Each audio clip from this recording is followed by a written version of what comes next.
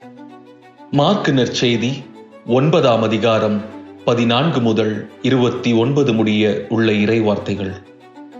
அக்காலத்தில் பேதுரு, யாக்கோபு, யோவான் ஆகிய மூவரும் மற்ற சீடரிடம் வந்தபொழுது பெருந்திரளான மக்கள் அவர்களை சூழ்ந்திருப்பதையும் மறைநூல் அறிஞர் அவர்களுடன் வாதாடுவதையும் கண்டனர். மக்கள் அனைவரும் இயேசுவை கண்டவுடனே மிக வியப்புற்று அவரிடம் ஓடிப்போய் அவரை வாழ்த்தினர். அவர் அவர்களை நோக்கி, நீங்கள் இவர்களோடு எதை பற்றி வாதாடுகிறீர்கள் என்று கேட்டார். அப்போது கூட்டத்திலிருந்து ஒருவர் அவரை பார்த்து, போதுகரே, தீய ஆவி பிடித்து பேச்சிழந்த என் மகனை உம்மிடம் கொண்டு வந்தேன். அது அவனை பிடித்து அந்த இடத்திலேயே அவனை கீழே தள்ளுகிறது. அவன் வாயில் நுரை தள்ளி பற்களை நெரிக்கிறான். உடம்பும் விரைத்து போகிறது. அதை ஓட்டிவிடும்படி நான் உம் சீடரிடம் கேட்டேன்.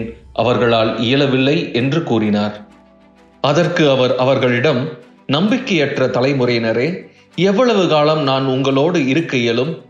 எவ்வளவு காலம் நான் உங்களை பொறுத்து கொள்ள இயலும்? அவனை என்னிடம் கொண்டு வாருங்கள் என்று கூறினார். அவர்கள் அவனை அவரிடம் கொண்டு வந்தார்கள். அவரை கண்டவுடன் அந்த ஆவி அவனுக்கு வலிப்பு உண்டாக்க அவன் தரையில் விழுந்து புரண்டான். வாயில் நுரை தள்ளியது.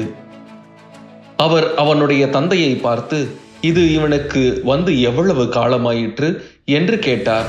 அதற்கு அவர், குழந்தை பருவத்திலிருந்து இது இருந்து வருகிறது. இவனை ஒழித்துவிட தீயிலும் தண்ணீரிலும் பலமுறை அந்த ஆவி இவனை தள்ளியதுண்டு. உம்மால் ஏதாவது செய்ய இயலுமானால் எங்கள் மீது பரிவு கொண்டு எங்களுக்கு உதவி செய்யும் என்றார். இயேசு அவரை நோக்கி, இயலுமானாலா? நம்புகிறவருக்கு எல்லாம் நிகழும் என்றார். உடனே அச்சிறுவனின் தந்தை, நான் நம்புகிறேன், என் நம்பிக்கையின்மை நீங்க உதவும் என்று கதறினார். அப்போது மக்கள் கூட்டம் தம்மிடம் ஓடி வருவதை இயேசு கண்டு அந்த தீய ஆவியை அதட்டி, ஊமை செவிட்டு ஆவியே, உனக்கு கட்டளையிடுகிறேன், இவனை விட்டு போ, இனி இவனுள் நுழையாதே என்றார். அது அலறி அவனுக்கு மிகுந்த வலிப்பு உண்டாக்கி வெளியேறியது. அச்சிறுவன் செத்தவன் போலானான். ஆகவே அவர்களுள் பலர், இவன் இறந்து விட்டான் என்றனர். இயேசு அவன் கையை பிடித்து தூக்கிவிட்டார். அவனும் எழுந்தான். அவர் வீட்டில் நுழைந்ததும் அவருடைய சீடர் அவரிடம் தனிமையாக வந்து, அதை ஏன் எங்களால் ஓட்ட இயலவில்லை என்று கேட்டனர். அதற்கு அவர், இவ்வகை பேய் இறை வேண்டலினாலும் நோன்பினாலும் அன்றி வேறு எதனாலும் வெளியேறாது என்றார்.